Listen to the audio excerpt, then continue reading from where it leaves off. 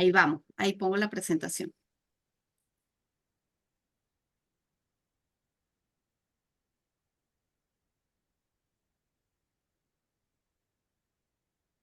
La voz de la diáspora venezolana. El espacio semanal pionero, lugar de encuentro de ciudadanos y organizaciones transnacionales de venezolanos, donde se comparten proyectos e iniciativas y se exhiben los logros de la nueva geografía de Venezuela. En el aire desde 2017, a través de rcr750.com, la emisora también pionera de la radio venezolana. Y, tras su breve receso, ahora en el canal del Observatorio de la Diáspora Venezolana, conducido por el profesor Tomás Páez y su equipo.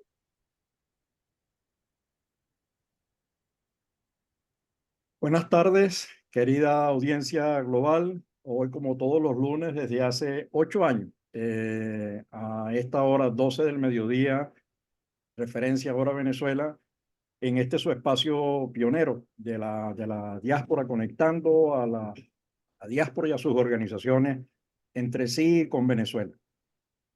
Antes de presentar a nuestra distinguida y querida invitada, ya van a ver el currículum que tiene, dos o tres cositas. La primera es la preocupación por la judicialización de la política en Venezuela. La reciente decisión del TSJ, bueno, preocupa porque además la política es un espacio de construcción, es un espacio de diálogo, es un espacio de encuentro de diferencias, un espacio de recuperación de ciudadanía, no un espacio para la confrontación. Preocupa a su vez el interés en acallar el trabajo que hacen las organizaciones de la sociedad civil, que han venido haciendo un esfuerzo enorme en el país por mantener actualizada la información en las áreas de violencia, desnutrición, educación, salud, diáspora, etcétera. Entonces, cualquier intento por acallarlos es silenciar el país. Ya suficiente hay con los medios que han sido callados, y sigue la práctica de acallar y silenciar y asfixiar la libertad de expresión. Eh, Aumenta los arrestos en la frontera en los Estados Unidos, y son miles los venezolanos que han sido detenidos o a quienes se les ha impedido el paso hacia los Estados Unidos desde México. Sigue creciendo el número de venezolanos migrantes. De acuerdo a nuestros datos, son 8.8 millones, un millón más de lo que dice la OIM, porque la OIM tiene la información y hay que agradecérselo, de entre 17 y 23 países. Y nosotros llevamos la información, lo que dice el mapa que está allá atrás, de 90 países en el mundo, no solo países, sino también ciudades. Preocupa el tema de las inhabilitaciones y de las habilitaciones. Uno pediría algo de sensatez para tratar de recuperar el encuentro en Venezuela y poder iniciar la reconstrucción del país. Bueno, felicitar después de tantos años a los seguidores de los Tiburones de La Guaira. Ganó el equipo, entonces eso, bueno, yo he visto, a mí me ha sorprendido porque he visto a muchos personas que ahora son tiburoneros, ¿no? Entonces, pero bueno, hay otros que uno conoce desde hace tiempo y se le agradece. Entre ellos estaba Cabruja, Peskov, que era un amante, un seguidor de los tiburones.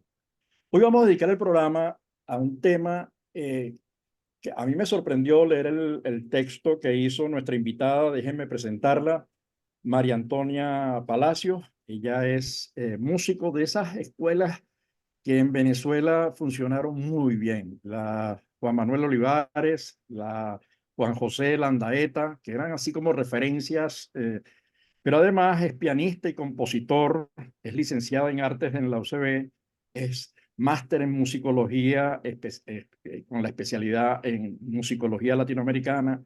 Es docente, investigadora, profesora titular de la Universidad Central de Venezuela y también de la Universidad Simón Bolívar. Ha sido profesora en varias universidades. Costa Rica, si me falta algo, María Antonia, me corrige, en Costa Rica.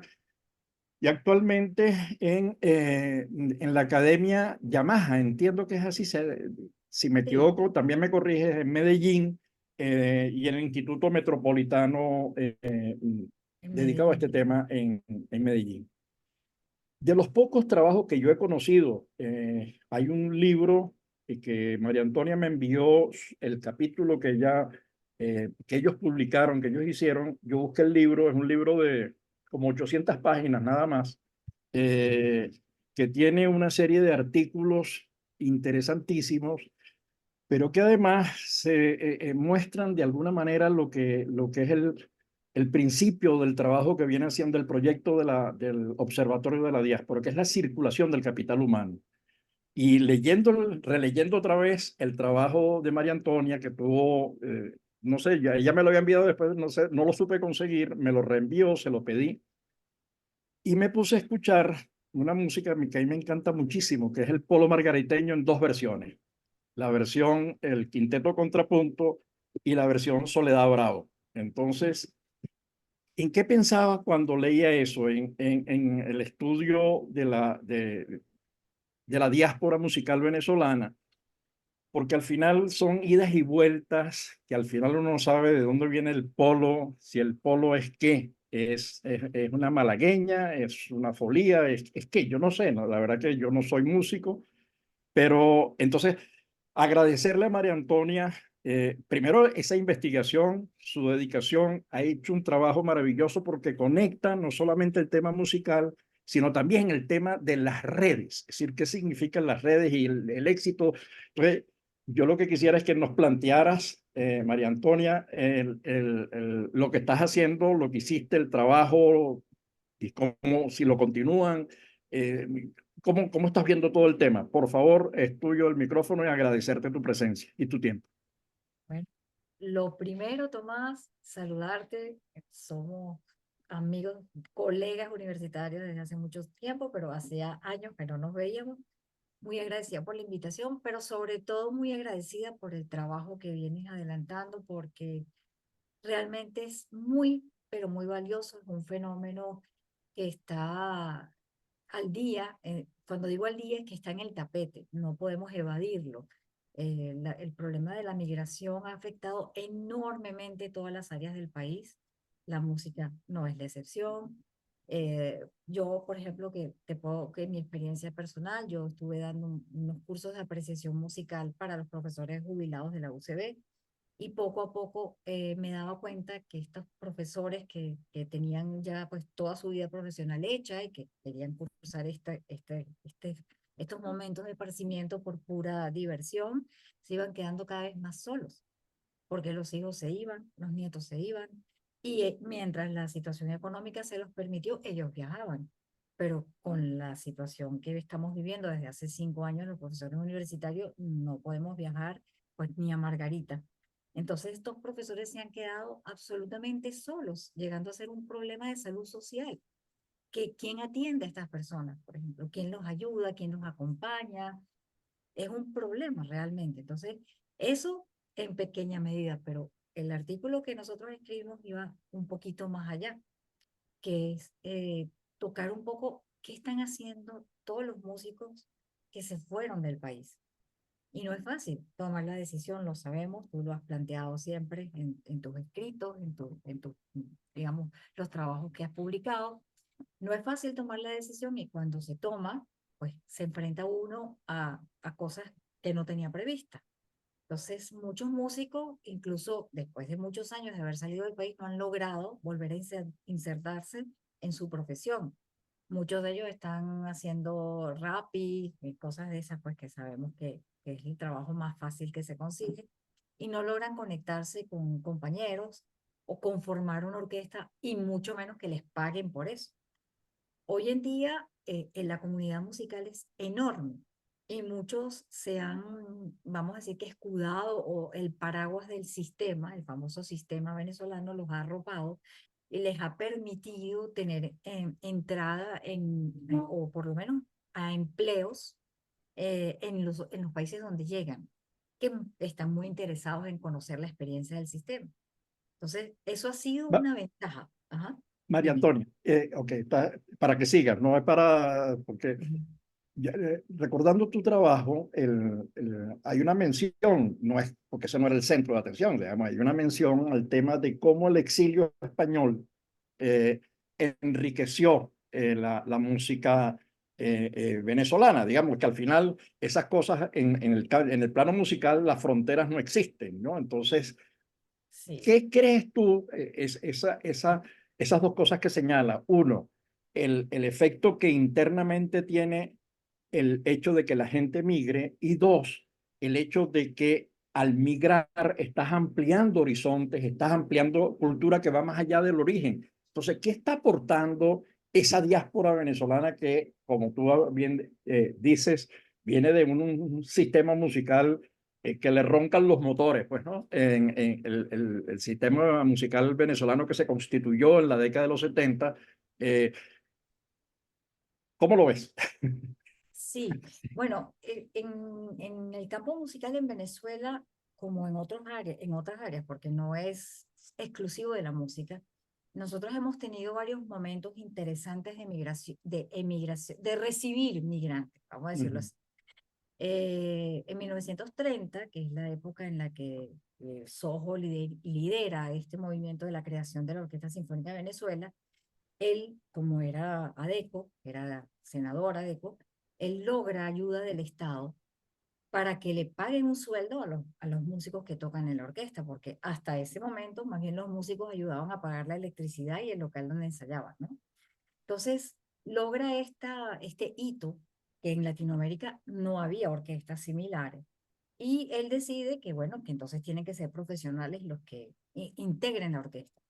Y manda a Ríos Reina y otros músicos a que vayan a Italia a buscar músicos que quieran venir. Es la primera gran ola migratoria de músicos que tenemos en el siglo XX. Anteriormente había habido, pero no en esta magnitud, ¿no? Entonces, en 1930 empieza a llegar una escuela enorme de profesionales italianos que no solamente tocan en la orquesta, sino que trabajan en los conservatorios y empiezan a enseñar.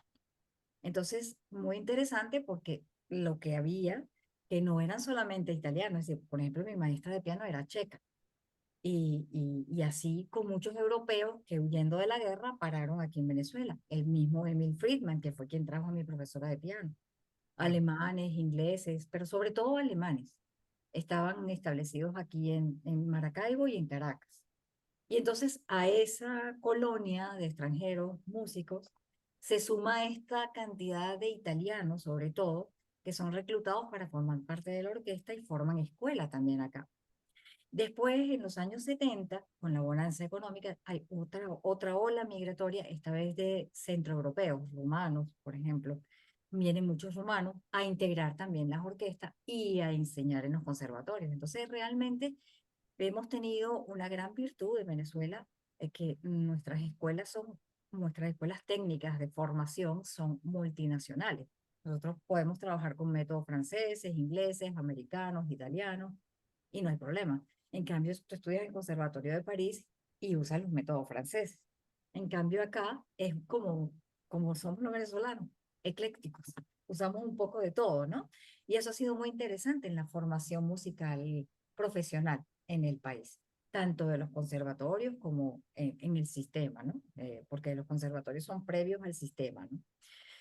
Ahora, como de una cultura receptora, que éramos todos en Venezuela, en todas las áreas, de recibir migrantes, porque había trabajo para todos, lugar para todos, ese era nuestro espíritu, digamos así, nos hemos convertido en exportadores de talento. Entonces, claro, ya por las razones económicas o políticas o cualquiera que sea que la gente decida salir del país, pues la gente se lleva lo que tiene, lo que aprendió y espera poder ejecutar o trabajar en su área de trabajo, en su área profesional. Y es el caso que se ha logrado en muchos sitios. Como te decía, por ejemplo, aquí en Colombia hay una venezolana que está en Cúcuta y ella tiene una labor social muy interesante que tiene que ver con música. Y ella está haciendo todo un movimiento musical con músicos de esa zona, que es una zona con muchos problemas y mucho movimiento migratorio, y quienes están llevando adelante el proyecto son venezolanos, y ella es la que los contrata. Entonces están haciendo ahí una escuela para niños con pocos recursos, muy interesante. Eso es por darte un ejemplo entre muchos, pero se han logrado conformar incluso orquestas. Recientemente, la orquesta que se formó en Buenos Aires, que ya tenía bastantes años formada, acaba de presentarse en estos concursos de talento y llegó a la final, la orquesta. O sea, se les ocurrió que podían juntarse y presentarse en estos concursos de Got Talent y llegaron a la final. En España se ha consolidado y cada vez tienen como más presentaciones la orquesta que decidieron llamar Cruz 10, y así como el, digamos, el logotipo de este programa. Decidieron llamarse Orquesta Cruz 10 y se presentan cada tanto, y toda está conformada por músicos venezolanos migrantes. Entonces, no solamente en el área de la música clásica, que es muy importante la cantidad de músicos que hemos logrado detectar que están en diversos países, algunos en puestos directivos, que han logrado formar orquestas, y algunos de ellos provienen del sistema y han tratado de replicar esta idea de llevar la música a las clases menos favorecidas, por decirlo de alguna manera, ¿no? Entonces, Ahora, muchos de ellos están a la cabeza de esos movimientos, pero aparte de eso, hay músicos instrumentistas muy buenos que no tienen que ver con el sistema, que también han migrado y que también han logrado un espacio. claro, María Antonia, es que oyéndote, uno dice, ok, se fue un capital humano que hoy está construyendo, incluso en algunos casos están replicando el sistema del que provienen, ¿no? Las estrategias de formación en las que se formaron. Han creado orquestas que también retratadas en el texto que ustedes, la investigación que ustedes hicieron. Mencionaste Cruz 10, yo nunca he echado el cuento. Eh, en la portada del libro la hizo mi hija, y a mí me dio, y la hizo en dos fondos, el fondo negro y el fondo blanco. Y entonces yo no conocía a Cruz 10, pero sí tenía un gran amigo que era amigo de Cruz 10. Y le dije, mira, a mí me da miedo que se pueda pensar que nosotros estamos copiando, digamos, estamos utilizando un símbolo, pero no queremos. Entonces le dije, yo quisiera consultar con Cruz 10. Entonces se le envió la portada del libro de los dos fondos a Cruz 10. Mi amigo me dice, Tomás, se murió de la risa y dijo, eso sí, el primer fondo que sale, el primer libro sale en fondo negro. Fue el que le escogió, entonces por eso el fondo negro del libro. Pero quería aprovechar porque en el artículo ustedes señalan el tema de la cultura. En Venezuela ha habido como un cerco a aquellos que producen cultura, aquellos músicos, orquestas, cantantes, personas que hacen teatro o que hacen humor. Se les ha venido cerrando los espacios, digamos, no es fácil presentarse en el Río Reina, no es fácil presentarse. Entonces le van creando que si el trasnocho, dos o tres salitas, el aula magna, y con dificultad, porque además tenemos la universidad en una situación, bueno, en la que está, pues la que todos sabemos que está asfixiada presupuestariamente. Entonces, eh, la pregunta es, el modelo ha asfixiado la cultura y quienes han salido están haciendo cultura, digamos, están conectándose. Muchos están trabajando en doble tanda, hacen delivery y al mismo tiempo después entrenan con el grupo o arman cuartetos y se presentan, dan clases, tratan de vivir de eso que saben hacer. ¿Cómo ves tú el impacto, que además, porque ustedes lo han evaluado en el estudio, cómo ves tú el impacto de toda esta cosa general, no solamente en términos de lo que aporta, sino también en términos de lo que recibe, por un lado, y por otro lado, quisiera que nos hablaras de cómo las redes y el uso de las redes que ustedes hicieron en el estudio y una base de datos enorme, una cosa, para concluir con una tercera pregunta, fíjate que estoy dejando tres preguntas. nosotros acabamos de firmar un acuerdo, de establecer un acuerdo con la central de donde nació este proyecto, y hay esfuerzos que estamos haciendo con el CENDES, otros con la Escuela de Psicología, con la Facultad de Economía, con Medicina. Pues yo creo que ese estudio que ustedes hicieron necesitaría como ampliación, actualización, seguimiento. ¿Cómo ves posible, si es que lo ves, que la universidad dedique desde la Escuela de Artes, incluso de Artes y Letras, personas, profesores, estudiantes que puedan estar interesados en darle continuidad y en profundizar en lo que ustedes hermosamente presentaron en ese artículo? Bueno, yo creo que este es un tema infinito, porque la migración sigue, va en aumento, es decir, no ha parado. Y si hace 3 años uno podía plantearse, bueno, es algo temporal, la gente va a regresar y va a llevarse consigo de vuelta la experiencia acumulada, esto se va diluyendo cada vez más, porque la situación en el país que causó el éxodo continúa y tal vez empeora. Entonces, ya hay que plantearse que esto es un proyecto que va a seguir por un trecho largo de tiempo y que cada vez va a ser más difícil hacerle un seguimiento, porque las personas cada vez echan más raíces en el sitio donde llegaron, sobre todo si se casan, tienen hijos, ya la vuelta es un poco más complicada. Entonces, creo que sería, y por eso celebré tanto que hubieses firmado este convenio con la UCB, porque sería, así como existe la Cátedra de Estudios Interdisciplinarios, la Cátedra José Gregorio Hernández, debería haber un espacio de investigación y producción de conocimiento dedicada al estudio de este tema, desde todas las aristas posibles. Sé que en el área de literatura, como no son tantos, ellos sí se han ocupado de marcar, así como tienes todo el mapa tras tuyo, así quién está en cada lugar. Se tienen absolutamente localizados. En el caso de la música es mucho mayor la diáspora, entonces es más complicado hacerle el seguimiento. Y además que son como muchas áreas diferentes. Por ejemplo, están los que son clásicos, están los que son populares. Entonces, unos con otros la conexión no es mucha. Entonces, si tú eres del mundo clásico, es muy difícil que puedas encontrar cómo conectarte con los músicos que están en la parte popular para hacerles un seguimiento. No es imposible, pero es algo que lleva trabajo, ¿no? Cuando nosotros comenzamos a hacer este artículo bueno, hubo 3 momentos álgidos de protesta en Venezuela: 2014, 2017 y 2019. Nosotros empezamos a hacer este artículo, un seguimiento, pero lo más profundo posible, con las herramientas que teníamos en nuestras manos, en 2017, porque esas protestas fueron realmente crudas. Y hubo 2 eventos que dispararon el mundo musical, las alarmas en el mundo musical.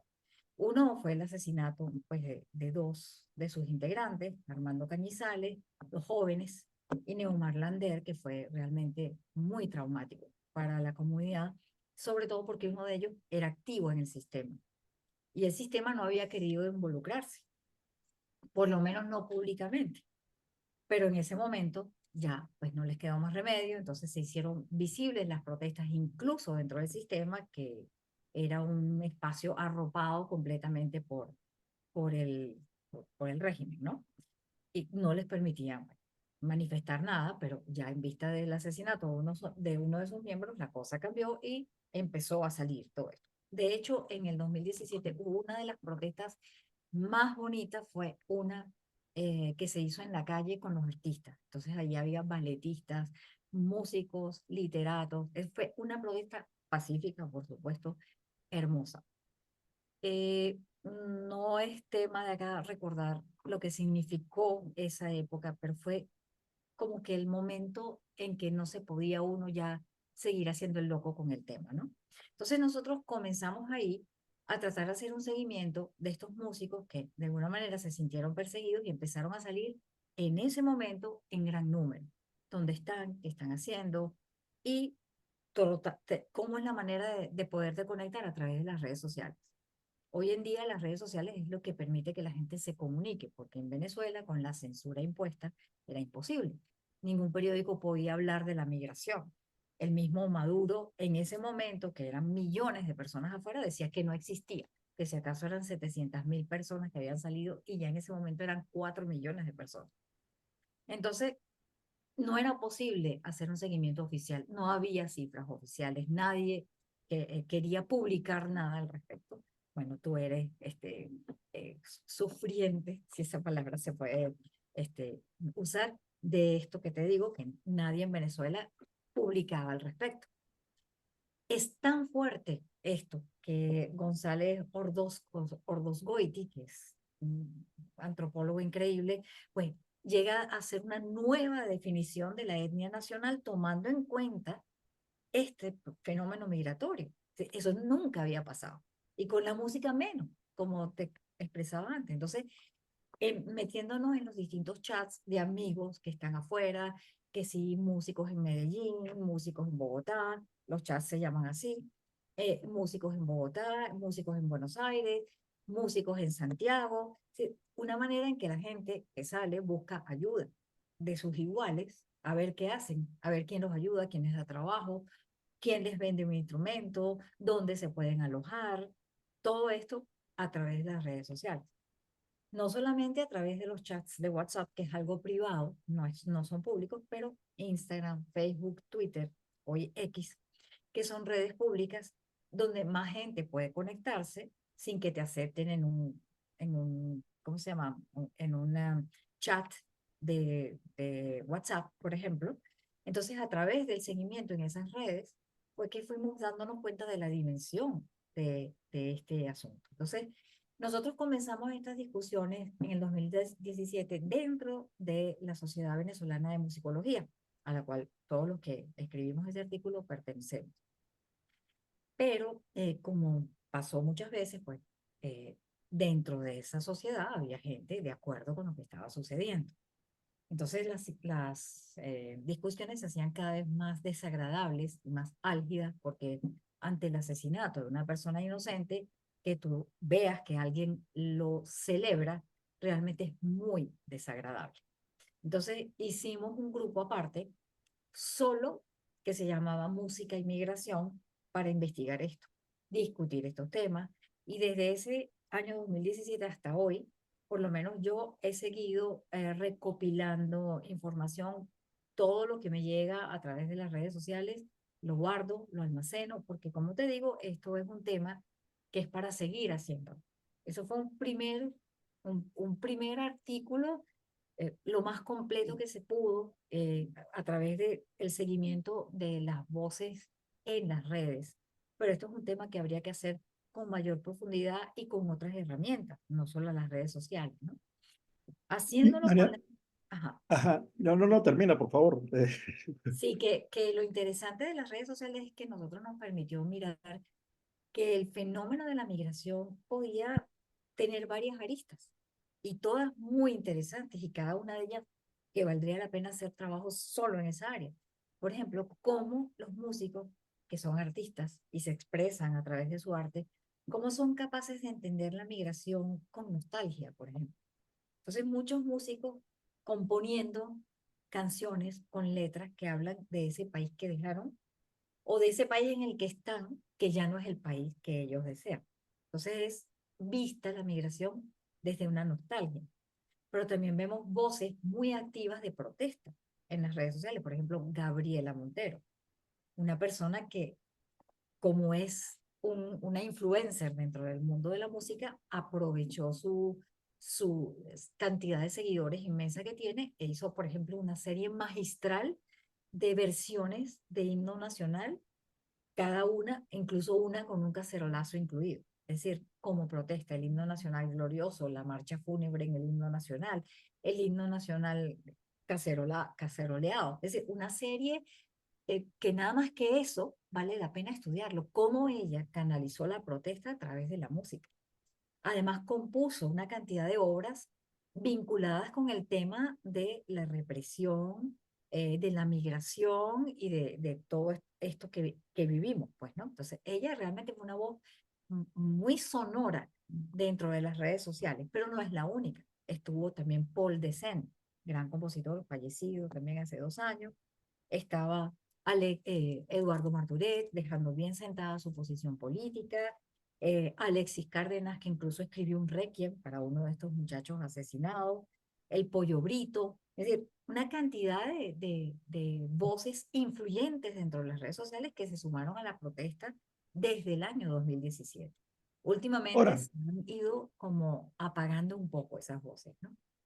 fíjate, okay, hay como varias dimensiones. Una dimensión es la protesta, esa de 2014, 2017, recuerdo a Willy, el violinista, eso es, digamos, un emblema, digamos, cómo además destruyen un violín. Es decir, es una cosa como si Muy se tratase de simbólica. un arma. Es decir, es terrible. Yo creo que eso habría que guardarlo para la historia en un museo, el Museo del Horror.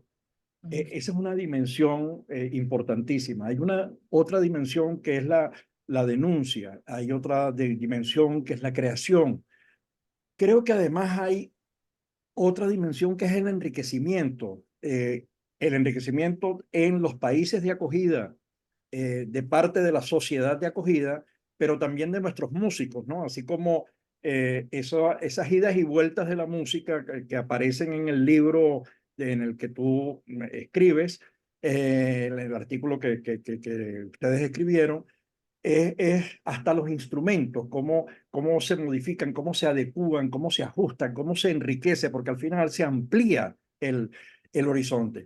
Pero es que incluso creo que hoy tenemos presencia de un montón de músicos nuestros dirigiendo orquestas, como primeros violines, como, digamos, ganando premios. Eso es todo un haber que no está siendo utilizado porque, bueno, nadie puede utilizar lo que desconoce, digamos, y lo que niega. El gobierno no puede utilizar, de hecho, lo tiene negado de plano porque la diáspora no existe, como tú bien dijiste, hay como 300.000, ¿no? Ellos se hacen los loquitos, pero sí tienen los números de cuánta gente hay, porque la gente se tiene que registrar en los consulados, tiene que salir por los puertos y los aeropuertos. Entonces hay una cierta información mala, pero la tiene. Desgraciadamente uno pediría que esta información que está en este mapa debería ser una información oficial, que nosotros, Correcto. porque esa es una cosa en la que todo el mundo puede confiar y en el que tiene los números exactos, saber dónde están, en qué lugar, en qué condiciones. Cada vez que a mí me hablan de Colombia, digo, y me hablan de gestos de xenofobia, le digo, pero ustedes no se han puesto a pensar en el cementerio que creó la doctora que vive en Riohacha para los venezolanos que no tienen dónde morirse. Tú dices, bueno, esa es una colombiana que hace ese esfuerzo. Entonces pensemos también en las otras cosas, pero me estoy saliendo un poco del tema. Lo que quiero rescatar es que esos músicos que están fuera, que están también, algunos los están pudiendo ejercer, algunos están, luego de haberlas pasado mal, están ya en su sector, han creado las orquestas, tienen nombre, son un activo de Venezuela, son un activo porque no están divorciados de Venezuela, están lejos pero no ausentes, están conectados con el país. Entonces pudiéramos pensar, y eso debería saberlo las instituciones del país, la escuela de música, las escuelas de arte de nuestras universidades deberían saber, así como estamos intentando hacer con la escuela de la Facultad de Medicina de la Central, ¿dónde están los médicos? Eh, bueno, porque nos interesa saber en dónde están dando clases, dónde están haciendo investigación, qué tipo de investigación están haciendo. Igual en el campo musical, esto podría ser una interesante labor de investigación y profundizar lo que ustedes han hecho, pero además también en el área de formación. Esos músicos que están tú dices, bueno, es muy fácil, es muy difícil dar clases por internet. Bueno, algunas cosas me imagino que sí, yo no soy experto en el área, pero sí sé que hay gente que vive dando clases de guitarra, de cuatro, haciendo música, etcétera. Entonces, creo que hay toda una labor que se podría impulsar y tú que eres usevista, en los dos sentidos, usevista con C y usevista con S, porque eres de las dos universidades, eh, tendríamos allí un importante reto, un importante desafío para ver dónde está la música venezolana en el mundo y poder hacer estudios de impacto musical, de enriquecimiento, etcétera. María Sí, Antonia. eso es un tema interesantísimo, Tomás, efectivamente, y es una tarea pendiente. Eh, Fíjate, sí, por supuesto que ese fenómeno que se dio, que mencionaste al principio, por ejemplo, con el polo margariteño, ¿verdad? Que es Mm. ascendencia española, pero por donde lo veas. Hoy en día se está produciendo un fenómeno muy interesante con los músicos que están afuera, venezolanos que están afuera, porque se llevan su repertorio, se llevan sus instrumentos, se llevan su manera de hacer música y eso está impactando en las comunidades donde llegan. El impacto no lo estoy juzgando, negativo o positivo, es un impacto y es un antes y después que está sucediendo. Por ejemplo, en este momento, el 4, que es nuestro instrumento nacional, en manos de los virtuosos que hay ahorita, entre ellos el Pollo Brito, por supuesto, pero Glenn también, increíble como tocan el C4 trío. Es gente que está dando recitales en todas partes. Ahorita acaban de estrenar, porque me imagino que Gustavo Dudamel lo propone o de alguna manera lo motoriza con la Los Ángeles Filarmónica, un concierto de Gonzalo Grau para 4 y orquesta. Es decir, yo creo que eran cosas un poco difíciles de imaginarse antes de este fenómeno de la diáspora, porque ¿quién iba a ir de público a un concierto de 4 y orquesta? Pero ahora eso está lleno de venezolanos. Me impresiona cuando montan en las redes conciertos, por ejemplo, de Ilan Chester cantando el Ávila y todo el público coreando el Ávila de un estadio entero. El 90% son venezolanos, pero hay un 10% que no son venezolanos y de todas maneras están coreando el Ávila. Entonces, el impacto ha sido notorio, grande, está por estudiarse. De eso nadie se está ocupando. Pero es algo muy interesante, porque son músicos, muchos de ellos con proyectos muy personales. Por ejemplo, Laura Guevara, que tuvo que salir del país, ella estuvo mucho tiempo en México, no sé si está todavía en México, pero allí seguía componiendo, grabando sus canciones y las letras de sus canciones hablan de lo que ella vive, desde la nostalgia, por ejemplo. Entonces, en cuanto a géneros musicales, lo mismo. Tú ves ahora una flamenco acompañado en el cajón. El mejor cajonista de flamenco era el hijo del Negro Álvarez y Morela Muñoz. Es decir, el mejor cajonista que hubo era venezolano. Entonces, ahorita tú ves incluso venezolanos tocando en conjuntos flamencos. Al mismo tiempo, ves la influencia del cuatro como instrumento en grupos de jazz, tocando jazz. Entonces, tú dices, bueno, realmente son cosas de las cuales uno se va enterando casualmente por las redes sociales, pero habría realmente que ocuparse de estudiar eso. Y es un fenómeno muy interesante. Fíjate, yo estaba, mientras te escuchaba, decía, pensaba en otro sector en el que estamos teniendo impacto, ¿no? Estaba pensando en el mundo de la literatura, nuestros escritores, los Juan Carlos Chirinos, Méndez Guedes, el Israel Centeno, digamos, hay un montón de escritores, Barrera Tisca, digamos, hay un montón de escritores seguramente dejé unos nombres fuera, es siempre fastidioso mencionar gente porque dicen, y no me mencionaron a mí, perdónenme, discúlpenme, son los que me vienen a la mente, pero también pasa con la gastronomía, digamos, nosotros conocíamos la gastronomía mexicana, obviamente, bueno, son 11 millones de migrantes a lo largo de unas cuantas décadas, nosotros ya tenemos casi 9 en solo 2, eso es 25% de la población, 26% de la población, en el caso mexicano es el 10-11% de la población, no más de eso.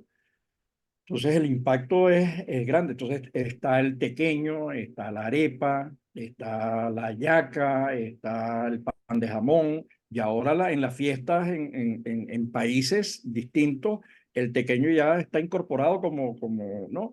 Que es un poco la guitarra en algún momento, o el cuatro en este momento. Tú ves el conjunto japoneses tocando el alma llanera. Tú dices, bueno, pero además lo hacen de un bien Muy bien. que sorprende. Entonces, Sí. pero, y ya ahí para ir cerrando el programa, María Antonia, hay creo que es en la parte final del artículo, hablas de la música como cohesión social, ¿no?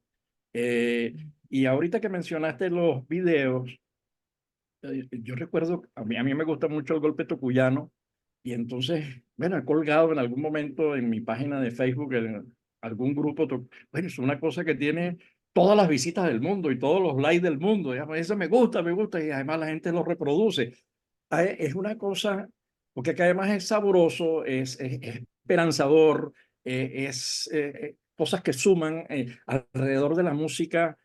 eh, no es que no se produzcan confrontaciones, pero no se producen de la misma manera, entiendo yo, o quisiera entender que es así. Eh, entonces, ese tema de la cohesión social, la música y el proceso futuro, porque como tú dices, mucha gente no va a regresar, pero eso no significa que no esté comprometido con el país y que no quiera participar en el proceso de formación, investigación, incluso invitando o participando, dirigiendo, digamos, de mil maneras es posible hacerlo. Entonces, para ir cerrando el programa, ¿qué nos puedes decir, María Antonia? ¿Qué esperanza nos das? Bueno, yo digo que Venezuela es un país maravilloso, lleno de posibilidades. Que estemos pasando por un momento muy negro, muy oscuro, y que este momento se haya alargado mucho más de lo que todos pensábamos, y que eso tiene consecuencias, también es cierto. Pero, como tú dices, estemos adentro, estemos afuera, como pone Raima, el corazón inmenso está del lado de Venezuela. Impresiona, por ejemplo, cuando tú ahorita recién ves la procesión de la Divina Pastora en Madrid y todo el mundo cantando lo que hay que cantarle a la Divina Pastora en Barquisimeto. Entonces es impresionante, porque tú dices, bueno, en Caracas, por ejemplo, eso no se veía, ¿verdad? La gente que era de la Divina Pastora se iba para Barquisimeto si quería y hacía su procesión y todo. Pero entonces en Madrid todo el mundo va a la procesión, seas de donde seas, de cualquier región venezolana, vas a la procesión de la Divina Pastora. O la gente se reúne y canta el tamunangue en honor a San Antonio, seas de donde seas de Venezuela. Y el que no se sabía el repertorio se lo aprende. Eso es algo que se está dando también en todas partes. Es decir, la gente busca en la música un elemento para sentirse identificado, como el tequeño en Mercadona, por ejemplo. Que Sí. Mercadona haya mercadeado una caja con arepa, otra caja de tequeño con multitud de rellenos, quiere decir que se vende. Por supuesto, primero lo comprarían solamente los venezolanos, pero ya no, ya es un producto que produce ganancias. Entonces, así como hay allá, habrá en otras partes del mundo que se les ocurra hacer sus pequeños, sus quesos, también el queso de telita, el queso de mano, que hay lugares en España donde están haciendo quesos también. Entonces, todo eso es como dejar la huella ahí, pero lo importante es que la gente, los venezolanos, se sienten identificados con, sobre todo, la música. Aquí todo el mundo llora cuando le pone la canción Venezuela, que ni siquiera está compuesta por un venezolano, que es lo más increíble. Pero aquí todo el mundo llora cuando escucha la canción porque sienten absoluta identificación con ella.